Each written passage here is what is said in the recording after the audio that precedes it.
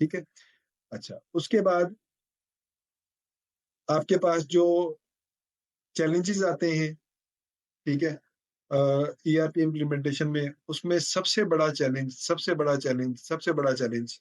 3 मर्तबा मैंने कहा, इससे आप अंदाज़ा लगा लें कि ये कितना बड़ा चैलेंज है ईआरपी इम्प्लीमेंटेशन में, that is called scope creep. Scope की मैनेजमेंट इतना बड़ा चैलेंज है कि हम आपको बता नहीं सकते, और पाकिस्तान में तो ख़ैर ये बहुत ही बड़ा चैलेंज है।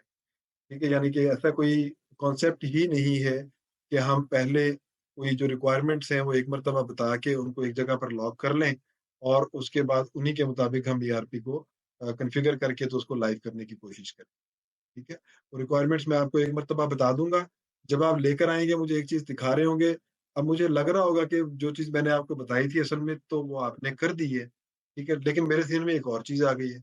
अब मैंने आपको वो भी बता दी। ठीक है? तो जब तक हम रिक्वायरमेंट्स को एक जगह पर लॉक नहीं करेंगे, स्कोप को क्लियरली डिफाइन नहीं करेंगे, ईआरपी इम्प्लीमेंटेशन का प्रोजेक्ट सारी ज़िंदगी खत्म नहीं होगा, ठीक है?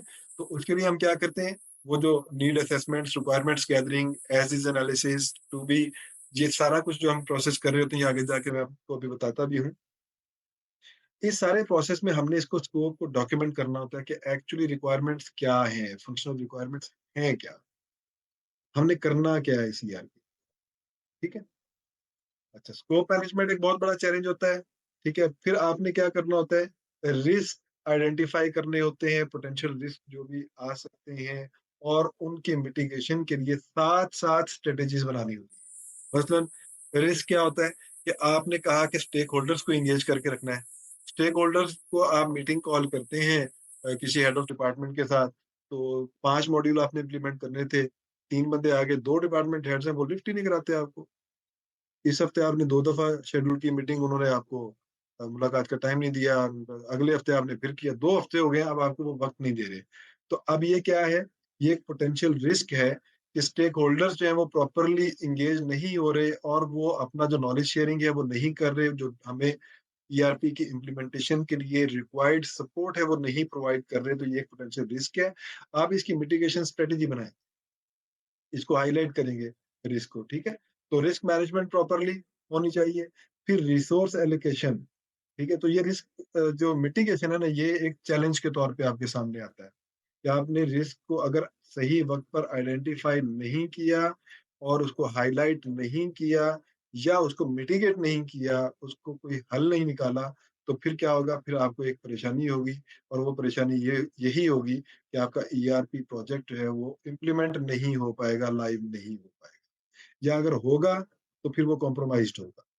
उसके बाद जो आपको अगला चैलेंज आएगा वो आता है रिसोर्स एलोकेशन का, ठीक है? तो आपने ह्यूमन एंड टेक्नोलॉजिकल रिसोर्स, इन दोनों की जो एलोकेशन है, वो आपने कैसे करनी है, ये भी एक चैलेंज के तौर पे आता है। तो ईआरपी इम्प्लीमेंटेशंस में जो समझने वाली और सीखने वाली चीज़ होती है, वो ये भी होती है कि आप कैसे रिसोर्सेज़ का इस्तेमाल करें, कितना एफिशिएंटली कर सकते हैं, ठीक है? किसका कितना टाइम रिक्वायर्ड है, किस रिसोर्स का, उसको उसी तरह से प्लान करें। किसकी कब ज़रूरत है, उसको उसी वक़्त एंगेज किया जाए, ठीक है? तो रिसोर्स की एलोकेशन भी एक चैलेंज होता है, और टाइमलाइन, ठीक है? और ये टाइमलाइन जो है, इसको मैं अपने तजुर्बे की बिना पे आपको कहूँगा कि 70% टाइमलाइन ड्रिफ्ट होती है क्लाइंट की वजह से, और 30% ड्रिफ्ट होती है आपकी वजह से, यानी कंसल्टेंट की वजह से, ठीक है?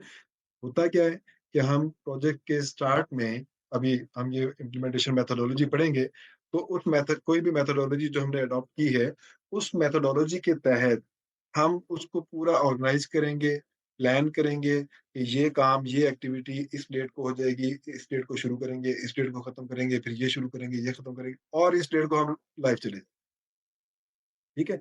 लेकिन एक्चुअली ऐसा नहीं होता।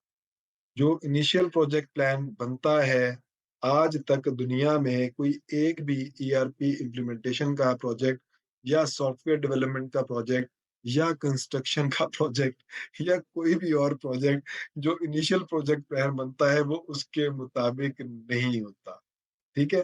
तो उसके लिए आपको क्या करना पड़ता है, आपको रियलिस्टिक टाइमलाइन्स पहले डिफाइन करनी पड़ती हैं, जिसमें आपको सारे जो पोटेंशियल रिस्क हैं, पोटेंशियल चैलेंजेस हैं, उनको अंडरस्टैंड करते हुए, उनको ज़हन में रखते हुए आपको वो प्रोजेक्ट का जो टाइमलाइन है वो डिफाइन करनी होती है और फिर ये सारे काम stakeholders management, scope management, risk management ये सारा कुछ करते हुए आपको उन टाइमलाइन्स की जो अ, उनकी जो कंप्लायंस है टाइमलाइन्स की, उसको इंश्योर करने के लिए आपको ये पूरा ज़ोर लगाना।